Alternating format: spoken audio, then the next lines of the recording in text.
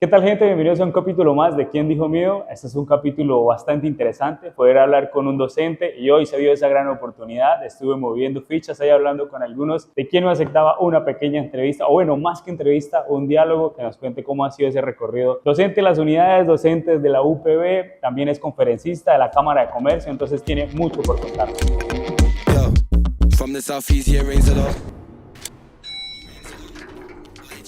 Hoy tenemos aquí al profesor Gustavo Pachón, docente de las unidades tecnológicas, como lo mencionamos, también docente de la UPB. Es un docente que tiene bastante recorrido y fue con alguien que estuve hablando hace unos días de si podíamos hacer como esta pequeña charla, que él nos cuente un poco de cómo ha sido ese recorrido. Pero bueno, profe, bienvenido al episodio, bienvenido a ¿Quién dijo mío? Es un gusto, la verdad, tenerlo acá. Diego, muchísimas gracias por la invitación, de verdad, muchas gracias, y pues a todos sus seguidores o las personas que están viendo este podcast, muchísimas gracias pues por estar aquí y bueno, ¿quién dijo miedo? Sí, esa es ¿Quién dijo mío? Esa es la cosa. Profe, antes de iniciar, cuéntenos a esos espectadores, ¿quién es Gustavo Pachón? Bueno, la verdad, ante todo docente, siempre me he definido como docente. Aquí mucho tiempo nos pusieron la disyuntiva de que si éramos maestros, éramos profesores o éramos docentes. Yo me quedé con docencia porque el docente es la única actividad que existe solo a través del discente. Es decir, si no existe alguien quien reciba ese mensaje, pues no existe el docente. Por el contrario, el maestro existe a través de algo que él sabe y lo hace muy bien. Y ese es el concepto de maestría. El profesor existe a través de su verdad revelada, el profesor, el profeta. Okay. Entonces, él puede existir a través de la verdad, así no exista alguien quien escuche la verdad. Por el contrario, el docente solo existe cuando hay un discente o cuando hay alguien dispuesto a escucharlo, y creo que esa es mi razón de ser. Soy un docente de mercadeo, también trabajé en el departamento de humanidades de las unidades tecnológicas de Santander, y pues durante estos 14 años de experiencia como docente me he aprendido o me he enamorado de esta actividad, de esta profesión. Intento hacerla de una mejor manera e intento entregar lo mejor de mí para lo que sea o cual sea el reto que aparezca. Son 14 años de docente. ¿Eso se nace con esa pasión o simplemente es una opción de que me tocó ser docente? Bueno, la verdad, en el entorno universitario, muchas veces algunos docentes, sobre todo quienes llegamos como hora cátedra, fue el caso particular mío, pues uno llega como un escampadero, es mientras me sale un trabajo o mientras algo sucede. Los que estamos formados, mi profesión de pregrado es comunicador social organizacional, de tal suerte que no estaba dentro de mis planes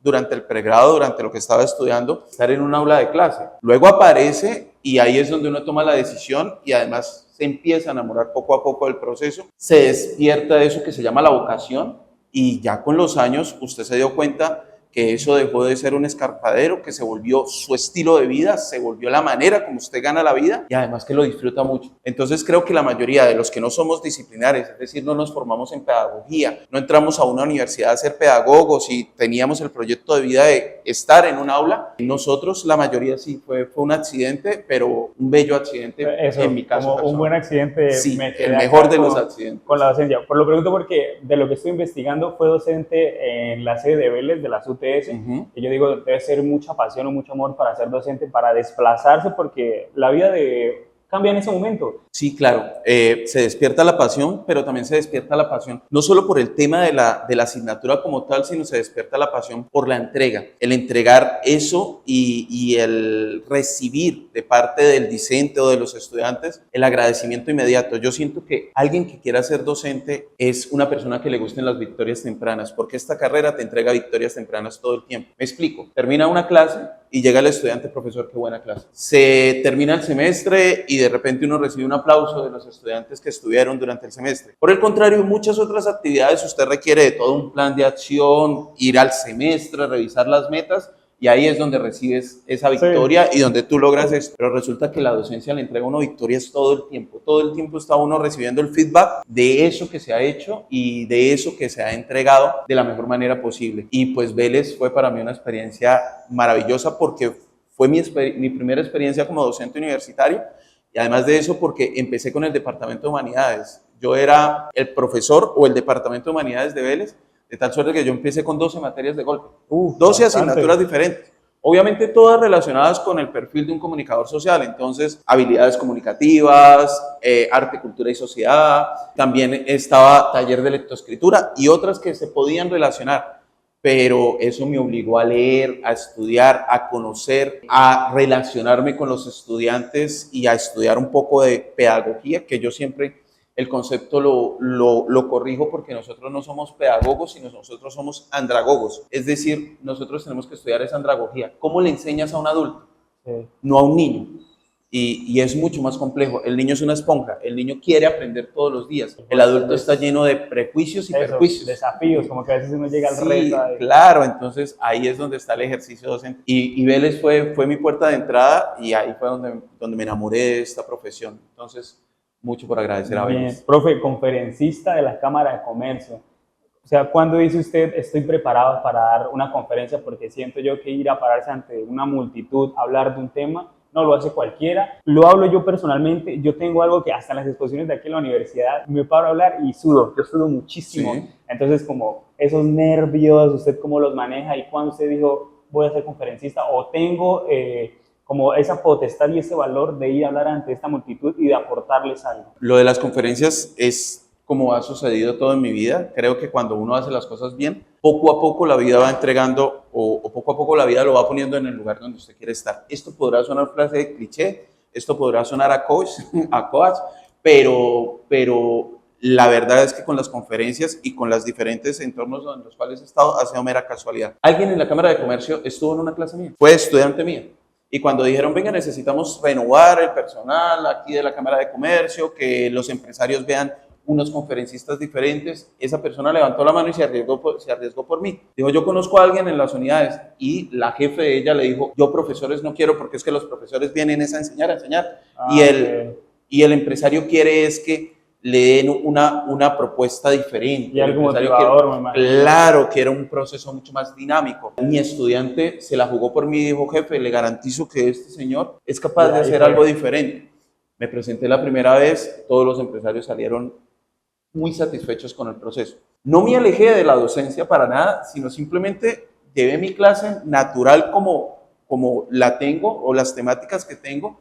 Obviamente la preparé a mayor profundidad, traje casos puntuales del entorno regional porque son empresarios santanderianos y generé valor para ellos. Entonces ellos vieron que el tema que lo trato en clase con ustedes, que es la matriz poder comunicación, yo lo traje con ejemplos y lo aterricé cómo ellos podrían trabajar una venta B2B, un negocio B2B, es decir, una venta grande, o cómo podrían trabajar con proveedores, cómo podrían hacer ese ejercicio de comunicación, y les encantó. Después de esa primera vez me han seguido llamando muy seguido. Pero para ese trabajo. También hubo como ese nervio de, joder madre, o sea, ya me están tildando de que es un docente, un profesor y va a venir a dar su clase prácticamente, o sea, ya lo estaban señalando.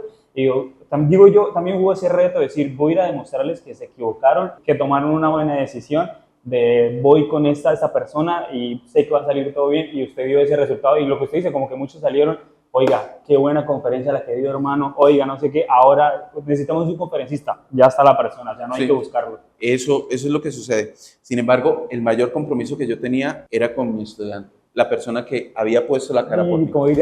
Eso me tenía más nervioso que los empresarios.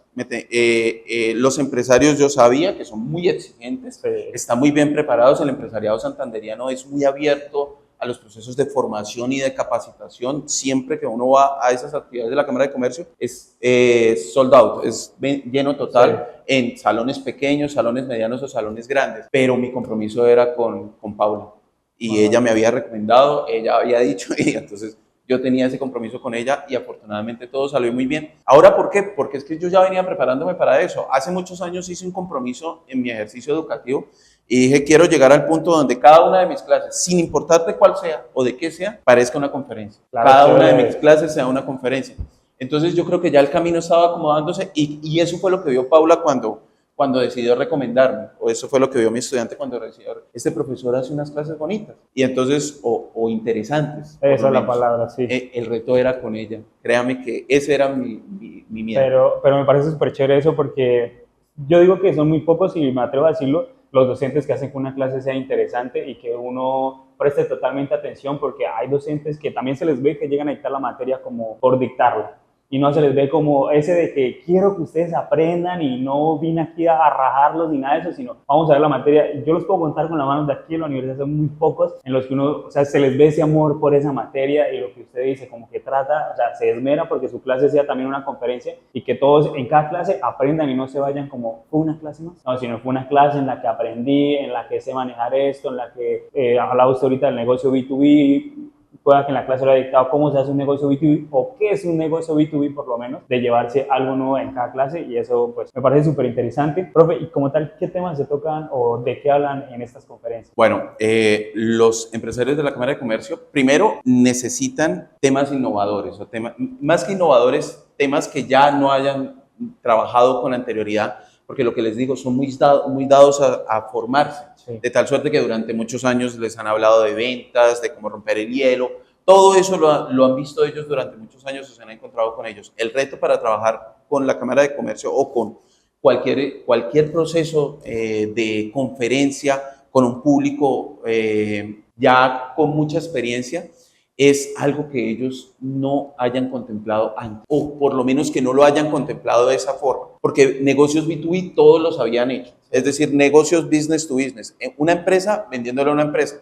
Cómo ustedes le pueden vender a un mayorista, cómo ustedes pueden comprar materia prima o vender materia prima a un productor o a alguien que transforma. Es decir, no llegas al consumidor final, sino llegas a alguien que te compra muchas unidades de tu producto. En cantidad va. Entonces, en volumen. Estoy seguro que ellos ya lo habían hecho, ya habían hecho varios procesos de formación, pero jamás se habían puesto a pensar en cuáles son las características de este gerente que me encuentro acá. Según la matriz Poder Comunicación me enseña que hay uno que tiene un perfil de controlador, hay otro que tiene un perfil de facilitador y a través de mi conferencia les digo, mire, un controlador tú lo encuentras sencillo. Abres la puerta de la oficina. Este es un ejemplo que les doy a ellos. Uno abre la puerta de la oficina y dice, doctor, buenas tardes. Es que vengo para lo de la cita. Sí, señor. Siga, por favor, siéntese y cuénteme. En 5 segundos te acabo de dar 3 órdenes, lo cual quiere decir que tienes un controlador enfrente. ¿Cómo rompo hielo con un controlador? ¿Qué tipo de propuesta le llevo a un controlador? Y ahí es donde los empresarios dicen, esto sí, yo no lo había visto desde esa perspectiva. Lo sabía,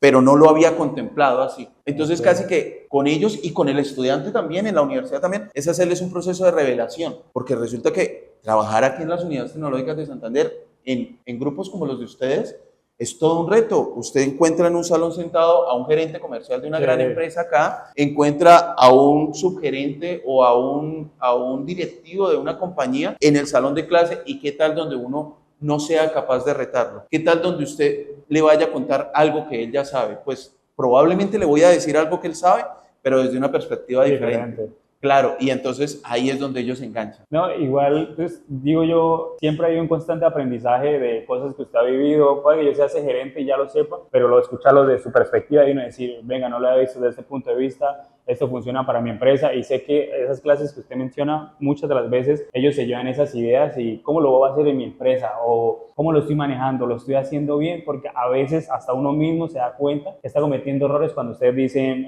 sin saberlo, o sea, no me están hablando directamente, pero están hablando del tema de cómo se debería hacer y los errores que uno comete y uno, madre, estoy cometiendo estos errores que está comentando el profesor, debo arreglar eso. Y a veces me parece muy bacano porque me he acercado a docentes a preguntarles o a que me den un consejo, profe, estoy haciendo esto, ¿cómo cree que lo debo manejar? ¿Usted cómo lo ve? Y ellos, no, mire, esto se hace así, así, y pues la verdad que es bastante enriquecedor contar como con esa ayuda que ustedes brindan acá en la universidad. Y también siento yo que las unidades están muy señaladas a que no es una buena educación, no es una educación superior, llamémoslo, como otras universidades aquí en Bucaramanga, pero ya estando acá uno dice como, venga, la cosa es que es diferente, uno en verdad aprende mucho porque la gente lo ve desde afuera y dice, no, allá no se aprende, allá no sé qué, uno aprende mucho y más que sea teórico, es muy práctico, o sea, ustedes cuentan cosas de la vida real, como este negocio se hizo así, pero lo hicieron mal y ustedes deben tener en cuenta esto y uno, chévere. Porque a mí me gusta escuchar es como casos de éxito, casos de fracaso, cómo lo hicieron,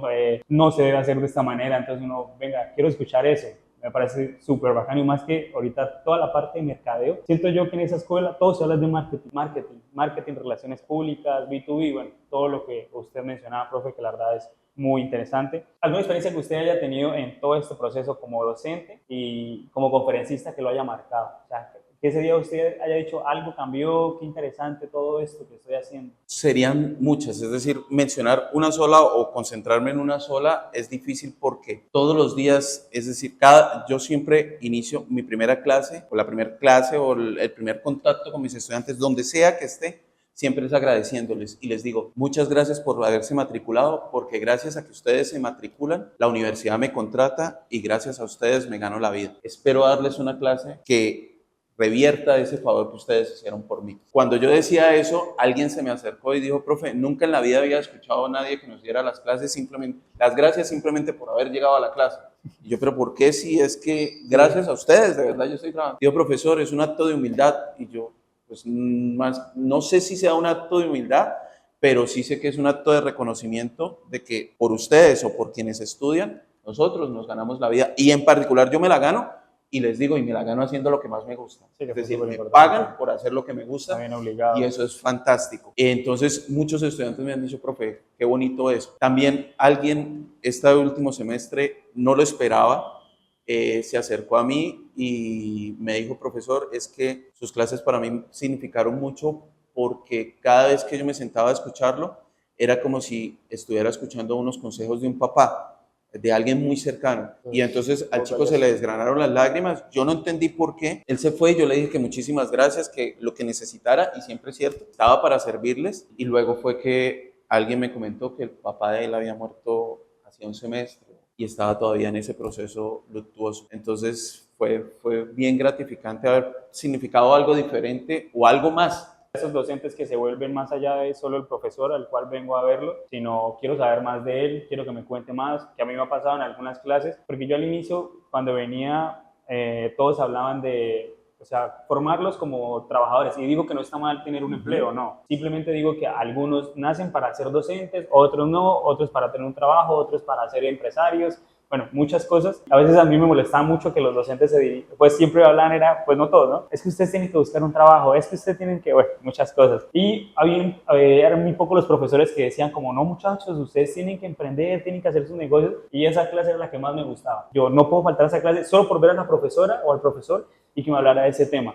Y yo, qué bacano, y también cuando hablábamos ahorita también de la vida, de cómo ha sido tal vez su proceso, ustedes comparten algo más allá de simplemente dicto la materia, sino algo más de su vida personal, que se vuelve como más amigable la clase. ¿Usted cómo ve hoy en día esa juventud de que dice ya no vale la pena estudiar, todo lo encuentro en la web, prefiero hacer un negocio y no prepararme? Bueno, Diego, yo en parte los entiendo. Obviamente me preocupa esa situación, me preocupa esa perspectiva que ellos tienen y ese imaginario colectivo que se está formando, me preocupa muchísimo.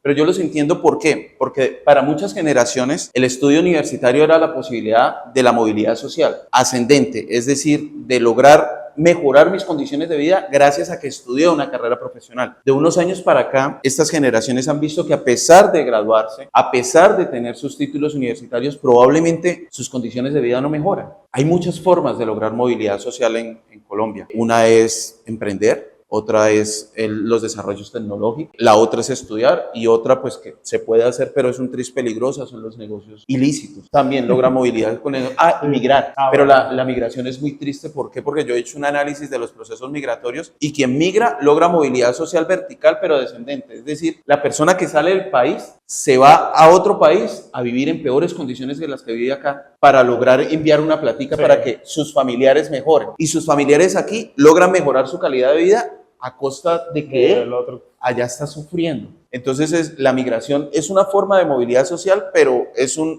una paradoja porque la persona que está trabajando desmejora su calidad de vida. Ejemplo, aquí trabaja 8 horas y ella está trabajando 18 horas diarias. Yo tengo casos de migrantes que me dicen que están trabajando 16 horas al día, o sea, virtualmente duermen 6 horas y están en 2 o 3 trabajos, pero aquí su familia sí ha mejorado mucho su calidad de vida. Es una movilidad social, pero bastante paradójica. Una persona se sacrifica porque otros tengan una mejora. Y el estudio en particular, los últimos años no ha sido capaz de cumplir con esa promesa de que la gente se gradúa y probablemente asciende en sus empresas, probablemente encuentra un mejor trabajo o probablemente le va mucho mejor en su vida. ¿Qué tenemos que hacer nosotros? Lo que tú acabas de decir. Entonces, no vender solo la oferta de que esa movilidad social graduándose de la universidad solo la vas a lograr a través de un empleo, sino esa movilidad social la va a lograr usted que cuando termine la universidad, su emprendimiento, lo que decida usted haber hecho con su vida, Diego, lo va a hacer mucho mejor que si no hubiese estado con nosotros estos 5 años. ¿Cuántos seguidores tiene usted en este momento en Quién Dijo Miedo? Y esperar que con el apoyo de sus docentes, más los consejos que usted ha recibido, más el conocimiento que adquirió, dentro de 4 años o 3 años, este podcast la esté reventando. Y así va a ser. Exactamente, pero esa es la propuesta que tenemos que vender. Ya no la podemos vender a través del empleo y por eso las unidades tecnológicas de Santander y otras universidades, la UPB, tienen todas su centro de emprendimiento. Entonces, para que nosotros podamos fortalecer ese aspecto del emprendimiento y decirle a nuestros estudiantes que hay otra vía además del empleo, o muchas otras vías además del empleo para lograr esa movilidad social y seguir cumpliendo con la promesa para que ese imaginario colectivo empiece a reducir, empiece a bajar y los estudiantes vuelvan a creer en la universidad. ¿Usted qué consejo le daría a esas personas que se quieren preparar para ser docente o aquel que dice voy a intentarlo a ver qué tal me va? Primero, entrega total. Deben entender que la actividad de la docencia es entregar todo, entregar lo que uno sabe, entregar lo que usted es, toda la energía que tiene para dar, entregar los documentos. Yo no me explico cómo hay profesores que dicen, no, es que yo no entrego las diapositivas porque son mías. ¿Diapositivas? No. Sí, es cierto. O sea, uno dice, y creo que la primer clave es la entrega. El acto de docencia es el acto de dar, sin esperar nada a cambio, sobre todo dar. Entonces, usted tiene que estar completamente dispuesto a entregar todo aquello que sabe y además constantemente estarse preparando. Alguien me preguntó, esa pregunta me la había hecho un estudiante, me dijo, profe, ¿y entonces yo qué hago? Y le dije, mire, concéntrese en algo en particular. Necesito que usted se vuelva un experto en un tema puntual, pero el experto, el mejor que yo haya conocido en ese tema puntual. Y por ahí usted va a empezar a encontrar frutos de lo que ha aprendido o de su carrera. Necesito niveles de lectura muy profundos. Un profesor debe estar muy actualizado. Ese es el consejo todos los días. Por ejemplo, para el caso de nosotros, los profesores de mercadeo, profesores de administración de empresas, economía, finanzas, todo lo que son ciencias socioeconómicas, imperdonable que nosotros no le peguemos una ojeada todos los días al diario La República o a algún periódico económico, porque allí están las notas del día, está qué sucedieron con los indicadores económicos, está las noticias jurídicas, económicas del día y cosas tan extrañas que usted se podría encontrar en el diario La República, pero que podrían dar el tema para iniciar una clase muy chévere. El indicador del pollo asado, el índice del pollo asado. Resulta que hay una firma investigadora en Colombia que a través del precio del pollo asado en Colombia es capaz de predecir la inflación en el país por ciudades. Y entonces resulta que basado en el precio del pollo asado, que es un producto estandarizado, Sí, es algo... como el índice Big Mac, que también hay un indicador a nivel global, con la hamburguesa Big Mac claro, ellos hicieron el índice Big Mac, entonces dijeron nosotros aquí que tenemos que sea igual de estándar a una Big Mac, pues el pollo asado. Y a través del precio del pollo asado, ellos predicen, y con mucha exactitud, la inflación por ciudades en Colombia. Y entonces eso le sirve a usted para iniciar una clase y empezar a hablar de algo que está cercano al estudiante, que todos los días sabe. Y entonces ellos empiezan a decir, uy, sí, profesor, impresionante. Y profe, pero ¿cómo toman el dato? A través del... Porque una cosa es el pollo asado que venden en el centro y otra cosa es el pollo asado de una marca aquí en particular. Entonces, no, ellos toman el precio medio del pollo asado, la media, entonces cogen y suman los precios de esos altos que ustedes conocen más los bajitos y dicen el pollo asado en Bucaramanga en promedio está 22.000 pesos o 30.000 pesos y sobre eso miran cómo ha crecido o cómo ha bajado con respecto a meses anteriores y por ahí calculan la inflación con un nivel de precisión asombroso. Mucha lectura, mucha información, sí. Pero sobre todo estar dispuesto a entregar. Este no es un trabajo para personas envidiosas o acaparadoras, este es un trabajo para gente que está acostumbrada a dar, siempre a dar. Alguien que quiera, pues, tengo este consejo que llego, mañana quiero ser conferencista o quiero iniciar. Primero, las habilidades comunicativas son propias, o un conferencista, dos aspectos fundamentales, unas habilidades comunicativas muy bien fundamentadas y segundo, pues un tema que pueda escalar, que pueda profundizar, que pueda tener allí. Por ejemplo, no lo cito mucho, pero me parece que él logró esa parte del tema. Yokoi Kenji. Entonces él logró hacer un paralelismo entre la cultura colombiana y la cultura japonesa. Y eso le ha dado para comer durante sus últimos 20 años de la vida y lo hace muy bien. Y tú no escuchas a Yokoi Kenji hablando de otra cosa o metiéndose con otra cultura porque no la domina. Entonces primero profundizar en un tema y luego formarse en habilidades comunicativas, hacer cursos de actuación, hacer cursos de... Aquí hay una asignatura dentro del plan de estudios de esta carrera que se llama habilidades comunicativas. Buscar esa asignatura en el semestre que aparezca y aprovecharla. Ver buenos expositores. A mí me encantaba un tiempo y de ahí saqué muchas ideas buenas. Cuando estaba el señor Jorge Robledo en el Senado de la República, yo veía los debates de control político que él hacía, no por el debate de control político como tal, aunque era interesante el tema, sino la elocuencia de Jorge Robledo. Uy, fantástico.